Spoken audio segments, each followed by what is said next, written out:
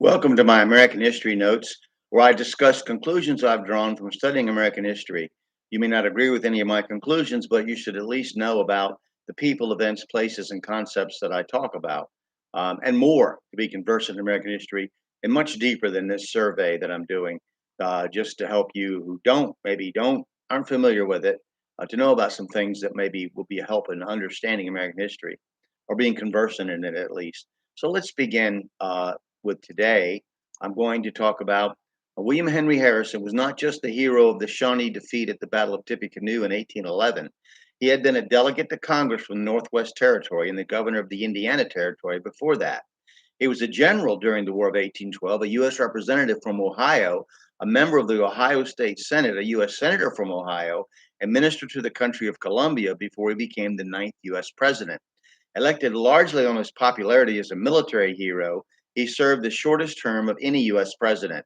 He ran his campaign against Van Buren with his running mate, John Tyler of Virginia, and his campaign slogan included the phrase, Tippecanoe and Tyler too. When a Van Buren supporter said he would be satisfied with a jug of cider sitting in a log cabin, overnight the Whig Party used log cabins and barrels of hard cider as a campaign theme. Many consider it the first modern presidential election, with almost a million more people going to the polls in 1840 than in 1836. Harrison was the first president to get over a million votes for president, although the loser, Van Buren, also got over a million votes.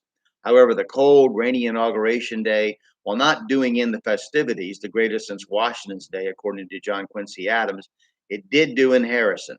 He gave his speech without a hat, reading a long speech that had been edited by his Secretary of State, Daniel Webster. He called for a constitutional amendment to limit the president to one term, lest the presidency become a monarchy, government headed by a king. He also denounced the tendency of previous presidents to interfere with legislation, which he insisted was against the Constitution. Historians say he caught a cold, while some witnesses at the time say he most certainly did not, and began his presidency vigorously like a man on a mission. He would have been a strong president, but would have limited the presidential power to the constitutional level, which existed before Jackson, even throwing those who wished to manipulate him out of the White House. He dismissed Henry Clay with a note, "You are too impetuous." Diagnosed with pneumonia, though, he died on April 4th after laying in bed for a week, the inaugural speech being given on March 4th. His last words reportedly were, "Sir, I wish you to understand the true principles of the government. I wish them carried out. I ask nothing more." Harrison's wife, Anna, was an invalid who didn't travel with her husband to the White House. Her daughter in law, Jane, went instead, but due to the president's untimely death, was unable to establish a reputation as a hostess.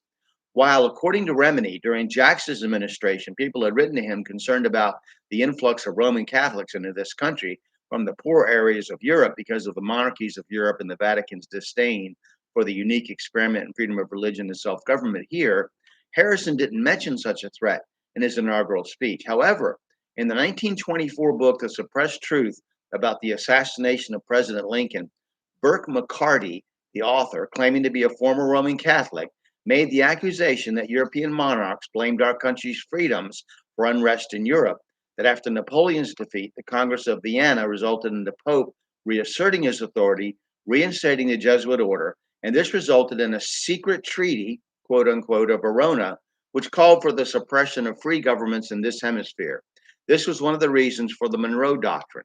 She goes on to say that through an organization called the St. Leopold Foundation, founded in Vienna in 1828, funds were provided to flood this country with poor Roman Catholic immigrants in order to use the right to vote as a way of securing control over the country. The move was to eliminate the requirement that a voter own property during the Jackson era.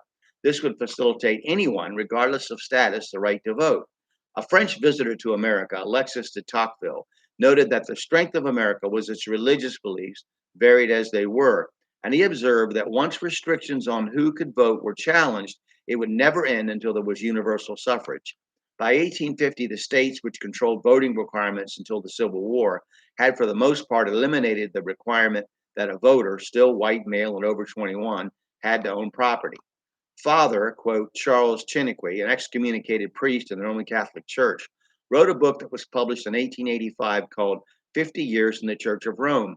In his book, he outlined, among other things, that the Bishop of Chicago had deliberately promoted Catholic immigration from Canada, France, and Belgium, in such numbers in the Mississippi Valley as would give the Roman Church control of Illinois, Indiana, Missouri, and Iowa. The quote church had already gotten a strong foothold in the southern states, as well as Michigan and Wisconsin. And in a convocation in Baltimore in 1846, America had been dedicated by the Roman Catholic hierarchy to the Virgin Mary.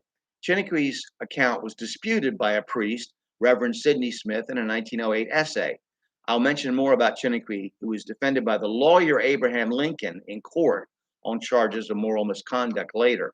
But back to Harrison, McCarty's accusations. Harrison's statement that, quote, we admit of no government by divine right, believing that so far as power is concerned, the beneficent creator has made no distinction among men, that all are upon an equality, and that the only legitimate right to govern is upon the express grant of the power from the governed. Threw the gauntlet in the face of European monarchs whose countries were at this time undergoing the aforementioned social upheavals as people demanded more freedom to choose their own governments. This was blamed on the American example. McCarty insists that Harrison was a victim of assassination by poison, an old Jesuit method of dealing with an implacable political religious leader. In my original copy of Senator Thomas Hart Benton's 30 Years in the U.S. Senate, I'm abridging the ridiculously long title, which I have, he says about Harrison on page 210, quote, there was no failure of health or strength to indicate such an event or to excite apprehension that he would not go through his term with the vigor which he commenced it. His attack was sudden and evidently fatal from the beginning. Many histories will say Harrison died of a chill received on March 4th that resulted in pneumonia on March 27th and his death on April 4th. McCarty, writing several decades later, accuses a conspiracy of Catholic and European supporters and American pro-slavery advocates who demanded the annexation of Texas as a slave state in poisoning the president. Benton, living at the time and serving as a prominent U.S. senator, states plainly that secret negotiations were underway by Harrison's successor, Tyler, almost immediately to annex Texas, and that Daniel Webster, Harrison's Secretary of State, was eventually forced to resign as he was the only impediment to such an action. Benton then goes on to say quite rapidly after his death, the president was followed by, quote, almost all of his numerous family, sons and daughters, unquote. Killed, died, whatever. Samuel Fb Morse, inventor of the telegraph, Morse code, and a painter, toured Europe in 1830 and 1831, and was reportedly told by a cardinal in Italy that a conspiracy was underway of a religious and political nature in America, instituted by the Empire of Austria, which dominated the Pope at the time, a member state of what had been called the Holy Alliance. The slip of the tongue was done in a manner of intimidation, Morse says, in his Foreign Conspiracies Against the Liberties of the United States, published in 1835.